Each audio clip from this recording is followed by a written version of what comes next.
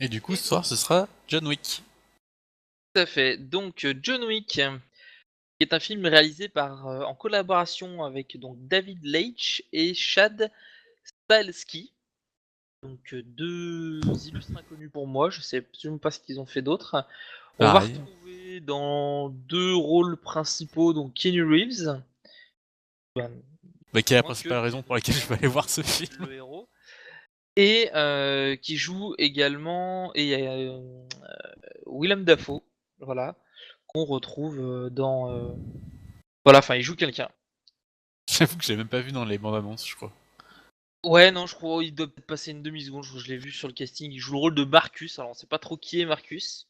Bon, en tout cas, voilà. Franchement, c'est le dernier film de Keanu Reeves, qui est un acteur que j'apprécie mal. C'est un acteur que j'aime bien, fait son taf, Bah après, ça va être encore une histoire d'un type qui se met à tuer un tout un type tas de méchants. Je veux bien dire, ça a l'air assez perturbé. classique cette histoire de vengeance.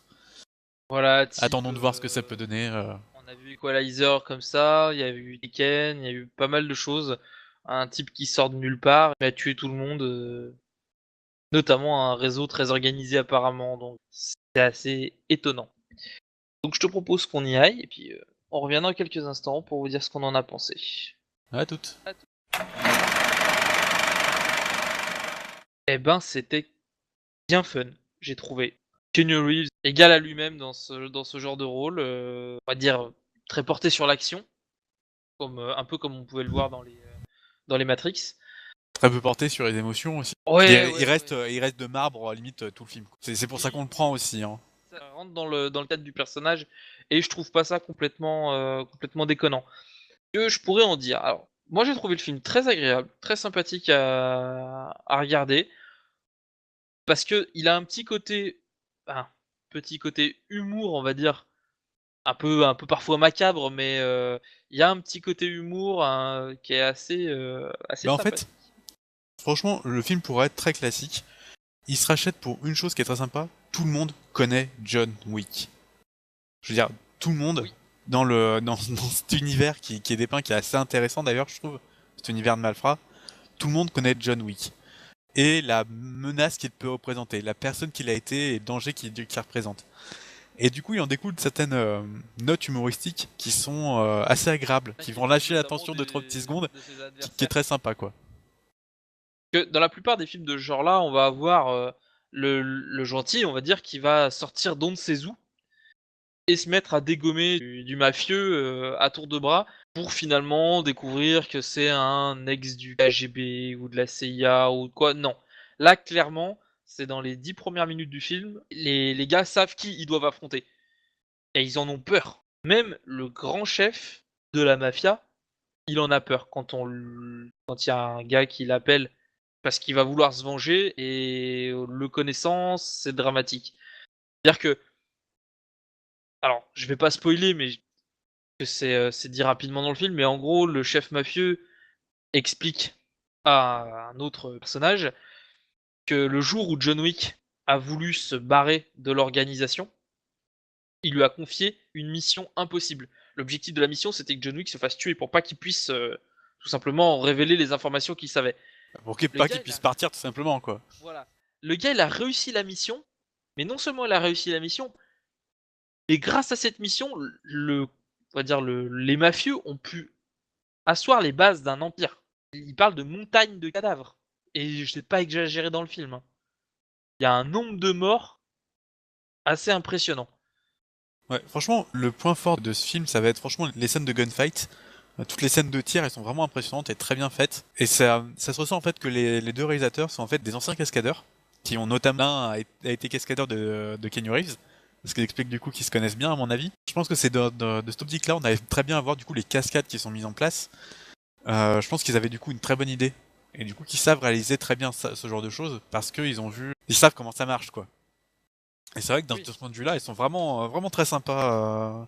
Elles sont bien rythmées, il y a ce qu'il faut. C'est assez cool. Ouais, c'est vrai que les scènes d'action sont vraiment bien réalisées. Ce qui m'a un peu déçu et ce qui est un peu dommage, c'est vraiment le scénario. Le scénario est en fait, enfin, mis à part Mais il sur est ce très petit côté qu'il classique. est connu, Il est très classique, il n'y a pas de. c'est, Y a pas il a de. même le syndrome de James Bond. De quoi? Le syndrome James Bond. Quand t'attrapes le gentil, tu les laisses pas le temps de récupérer. Ouais, c'est ça, mais c'est exactement ce. Mais à la rigueur, il s'en éloigne un peu parce que il a envie, ils vont le faire, sauf que ils veulent le faire. Oui, mais ils veulent le faire d'une certaine manière qui fait que ça prend juste assez de temps pour que le gars puisse s'en sortir, quoi. Voilà. C'est le fameux syndrome James Bond, c'est comme ça que je l'appelle. Parce que dès qu'on laisse au héros suffisamment de temps pour en disant écoute, oui, tu nous as tué 400 bonhommes, mais on va discuter avec toi parce que j'aime bien balancer mon plan ou juste balancer un monologue parce que je suis un méchant et que les méchants ça aime bien balancer des monologues.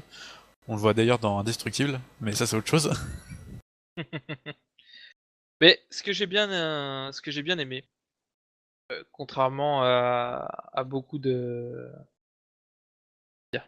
à beaucoup d'autres films, c'est que c'est vraiment cet aspect, il est connu, mais il y a aussi autour de ça tout l'aspect mafia, toute l'organisation un peu, on voit on va dire le monde un peu souterrain des truands, et il y a un côté presque casino, c'est-à-dire que ils utilisent des jetons pour payer des services entre mafieux.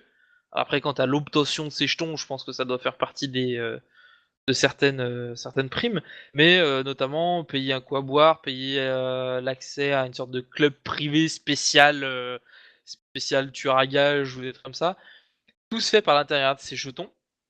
Et il y a même un hôtel où il y a la règle, c'est les truands sont acceptés, à condition de ne pas faire leurs affaires dans l'hôtel. Bah oui, c'est ça en fait, tout le monde est accepté, mais s'il y en a un qui fait une connerie, c'est rideau. Voilà.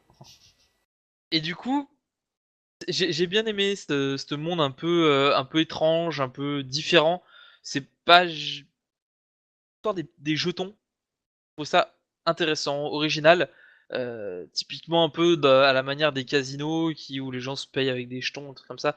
C'est dans les films de gangsters, Bah généralement. disons que là, contrairement à d'habitude où on voit du coup un réseau assez compliqué de gangsters, là il est certes existant, mais on voit surtout qu'il y a plus que ça. Il y a vraiment un petit cachet en plus, genre limite tout le monde se connaît Oui, dans ce milieu, même s'ils bossent pas forcément pour les mêmes personnes. Je veux dire, il y a quelque chose d'assez particulier qui est très sympa du coup dans cet univers de malfrats. de truands, ouais.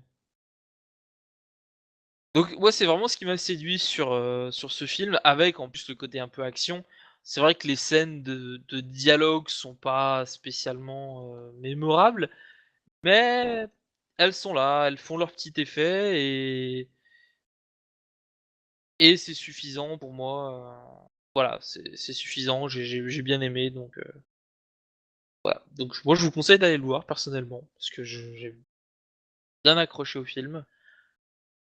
Si vous aviez encore un doute, on vous engage à aller le voir. Si franchement vous aviez pas envie déjà à la base, ça sert Je veux à dire, rien, si vous vous aimez partez pas la avec. plupart des films de Keanu Reeves, il joue à peu près ce même personnage un peu tout le temps. Un personnage un peu froid, charismatique et précis, on va dire. Si vous appréciez pas trop ce genre de truc, ça sert à rien.